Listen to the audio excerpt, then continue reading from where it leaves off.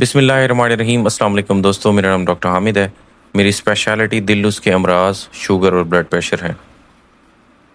45 سے 50 سالہ شخص، کمرہ نمبر 8، CCU کے اندر سانس میں شدید تنگی کے ساتھ داخل تھا۔ اس کا دل 15% کام کر رہا تھا صرف۔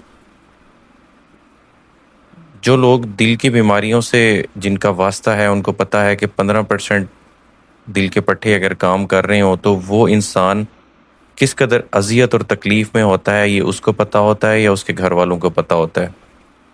کس قدر کربناک اور اذیتناک ان کی زندگی ہوتی ہے کہ وہ ہم مہینے میں 4-4 5-5 چکر ہسپتالوں کے لگاتے ہیں۔ ان کا دل ہوتا ہے کہ ہمیں مریض کو ہسپتال کے اندر داخل کر لیا جائے، لیکن ڈاکٹر کہتے ہیں کہ ہسپتال میں داخلے کا کوئی فائدہ نہیں ہوگا۔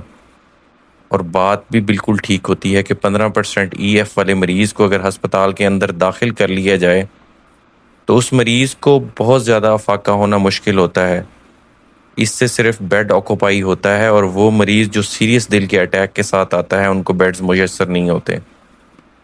8 نمبر بیڈ پہ داخل وہ 45 سے 50 سالہ شخص، اس کو چیک کرنے کے لیے جب میں 8 نمبر کمرے میں داخل ہوا، میں نے اس کا ہاتھ پکڑا نبض دیکھنے کے لیے۔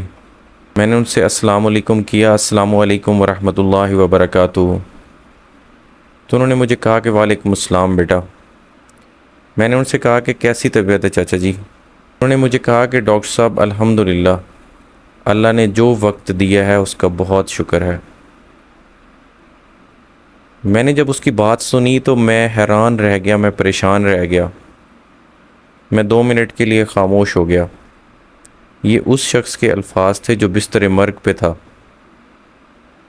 اس کے الفاظ میں اتنا حوصلے کا پہاڑ تھا، اتنا صبر کا پہاڑ تھا کہ جو بہت ہی کم لوگوں میں نظر آتا ہے۔ اس کے الفاظ یہ تھے کہ ڈاکٹر صاحب الحمدللہ، اللہ کا بہت شکر ہے۔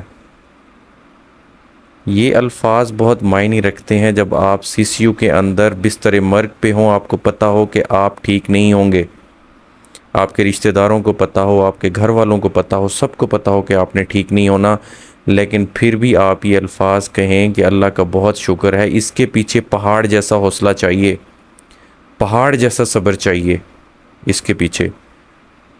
میں نے تھوڑی دیر تو ان کا ہاتھ پکڑا، میری آنکھیں نم ہو گئی، میں جذباتی ہو گیا۔ میں باہر نکل آیا کمرے سے اور میں آفس کی طرف چلا گیا اور چیئر پر بیٹھ کے میں سوچنے لگ گیا۔ میں اس سوچ میں گم ہو گیا کہ انسان کی زندگی کس قدر عارضی ہے، کہ اس کا صبر اگر اتنا پہاڑ جیسا ہو تو اس کو یہ عارضی زندگی بھی عارضی نہیں لگتی۔ میں ان سوچوں میں چلا گیا کہ جب میں نے وہ واقعات دیکھے جو میرے ذہن کے خانوں میں کہیں دور پڑے ہوئے تھے، وہ سب کھل کر میرے سامنے آ گئے۔ 30 سالہ وہ شخص جس کو ایمرجنسی کے اندر لایا گیا تھا، اس لڑکے کو جو اپنے کیریئر کے پیک پر تھا، وہ ہائیلی ایجوکیٹڈ بندہ جس کی عمر 30 سال، 2 خوبصورت بچوں کا باپ تھا، اس کو ایمرجنسی میں جب گھر والے لے کے آئے تو گھر والوں کا چہرہ دیکھنے والا تھا، وہ حواس باختہ تھے، چیخ رہے تھے، چلا رہے تھے کہ ڈاکٹر صاحب اس کو دیکھیں، اس کو دیکھیں۔ ہم نے سوچا کہ کوئی ایکسیڈنٹ ہے، کوئی ایمرجنسی ہے، کوئی میڈیکل ایمرجنسی ہے، کوئی دل کا اٹیک ہوا ہے مریض کو، لیکن نہ ہی وہ میڈیکل ایمرجنسی تھی، نہ ہی وہ دل کی اٹیک تھا، اور نہ ہی وہ کوئی ایکسیڈنٹ تھا۔ دوستو، وہ کیس تھا سوسائیڈ کا، ویٹ پل پوائزننگ کا وہ کیس تھا۔ گندم کی گولیاں کھائی ہوئی تھیں اس شخص نے جو ہائیلی ایجوکیٹڈ تھا۔ جب اس کو لٹایا گیا بستر پر تو وہ بالکل وائٹلی سٹیبل تھا، لیکن گندم کی گولیاں کھانے والے لوگ، دوستو، میں نے اپنی زندگی میں صرف ایک عورت کو گندم کی گولیاں کھا کے بچتے ہوئے دیکھا ہے، اور وہ بھی اس لیے کیونکہ اس کے کھانے کے بعد اس کو الٹیاں آ گئی تھیں اور وہ شاید اس کا اثر نہیں آیا تھا۔ لیکن ایک دفعہ جب یہ آپ کے خون کے اندر رچ بس جائے، آپ کے جسم کے اندر جذب ہو جائے، تو کوئی مائی کا لال، کوئی بڑے سے بڑا ڈاکٹر آپ کو بچا نہیں سکتا۔ ایسے مریض دکھنے میں تو بالکل ٹھیک ہوں گے، ایک دم سے ان کا بلڈ پریشر ڈراپ ہوگا، نیچے جائے گا، تھوڑی ہی دیر کے بعد کارڈیک اریسٹ ہوگا اور وہ چلے جائیں گے۔ اور بالکل یہی کیفیت اس بندے کے ساتھ ہوئی۔ تھوڑی ہی دیر رکھنے کے بعد جب اس کا بلڈ پریشر ڈراپ ہوا، کارڈیک اریسٹ میں گیا تو اس کی ڈیتھ ہو گئی۔ قیامت خیز لمحہ دیکھا میں نے ایمرجنسی کے اندر، قیامت خیز لمحہ۔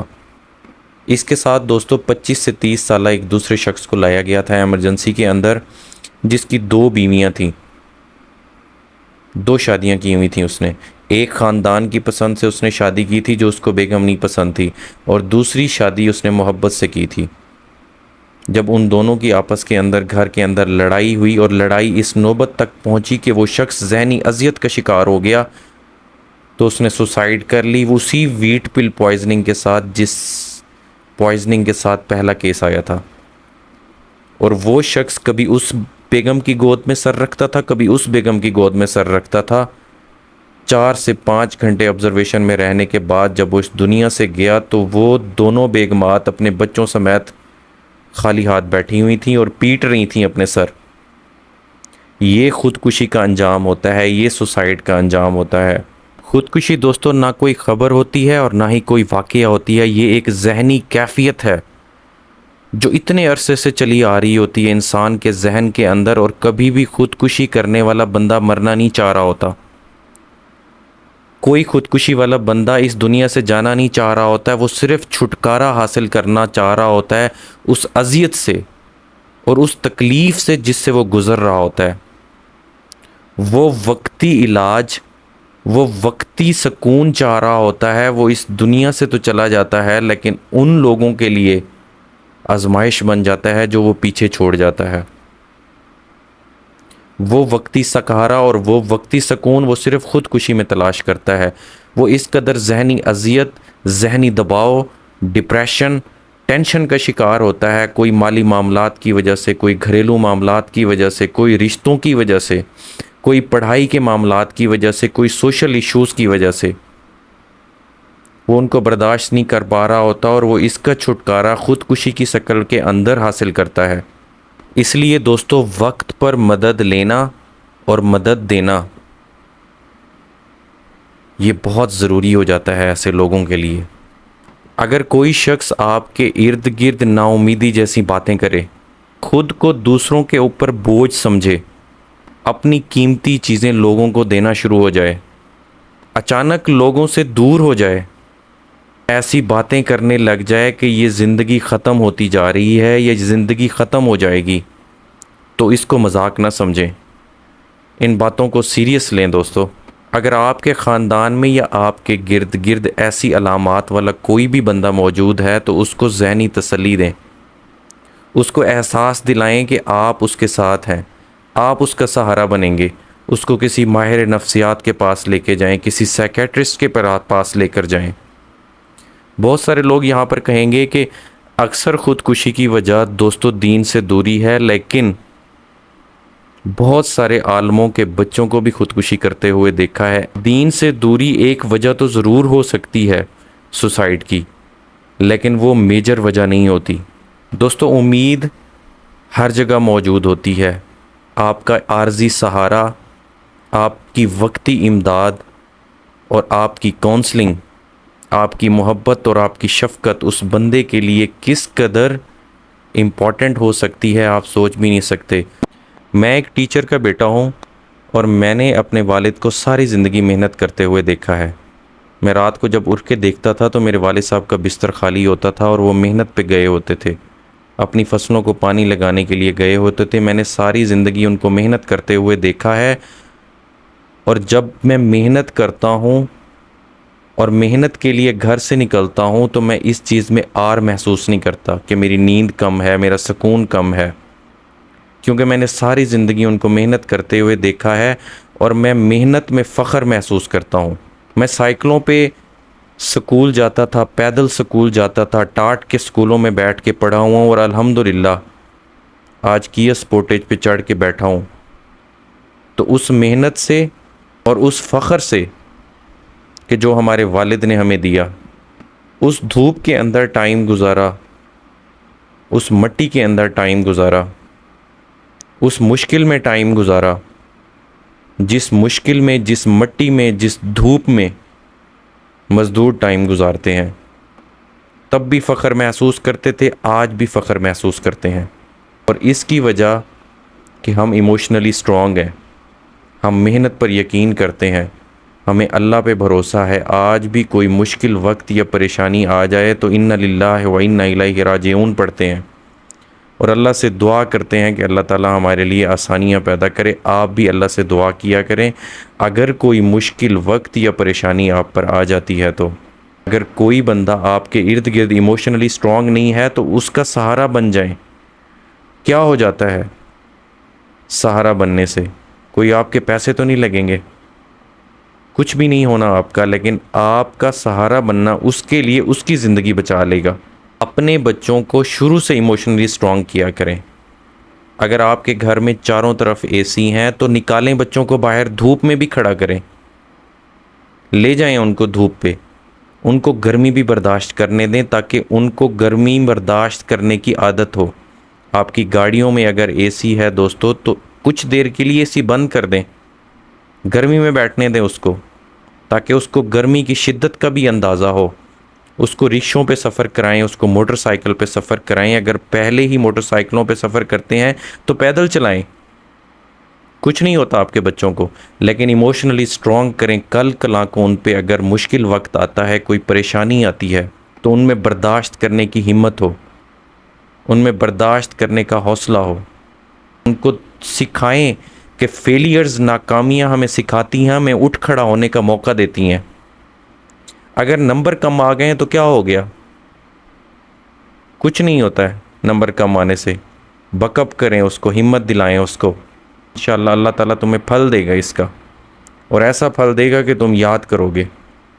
وہ 30 سالہ شخص جو 2 بچوں کا باپ تھا، اس نے سوسائڈ پتہ کیوں کی تھی؟ اس نے سوسائڈ اس لیے کی تھی کہ میاں بیوی کا جب جھگڑا ہوا گھر کے اندر، محبت کی شادی تھی اس کی، تو بیگم نے کہا کہ تم کیا کر سکتے ہو میرے لیے؟ تم میں اتنی ہمت اور جرت نہیں ہے کہ تم میرے لیے کچھ کر سکو۔ اس نے کہا کہ میں سوسائڈ کر لوں گا۔ اس نے کہا سوسائڈ اور میرے لیے کبھی کر ہی نہ دو، اور اس نے سوسائڈ کر دی، جو زندگی بھر کا پچھتاوا بن گیا اس کی بیگم کے لیے اور اس کے بچوں کے لیے۔ اگر آج اپنے بچوں کو آپ ایموشنلی اسٹرانگ کریں گے، ان کو آپ ایموشنلی بک اپ کریں گے، ان کو زندگی میں اتار چڑھاؤ سے مقابلہ کرنے کا حوصلہ دیں گے، ہمت دلائیں گے، تو دوستو کل کلا کو یہ بچے جب جوان ہوں گے، بڑھاپے کی عمر کو پہنچیں گے، اور جب ہسپتالوں میں آئیں گے کسی بیماری کے ساتھ اور بیڈ نمبر 8 پر لیٹیں گے، تو میرے جیسا کوئی قصائی ڈاکٹر جب جا کے ان کی نبض پکڑے گا اور ان سے پوچھے گا کہ السلام علیکم چاچا جی کیسی طبیعت ہے آپ کی، تو وہ آگے سے کہیں گے کہ الحمدللہ رب العالمین، اللہ کا لاکھ لاکھ شکر ہے۔ ایسی نسل ہم نے پیدا کرنی ہے، ایسی نسل ہم نے پروان چڑھانی ہے، تب اس خودکشی جیسی لعنت سے چھٹکارا حاصل کر سکتے ہیں۔ اللہ تعالی ہمیں، ہمارے بچوں کو ایسی آفات سے دور رکھے اور ہمیں آزمائشوں سے بچائے۔ السلام علیکم ورحمۃ اللہ۔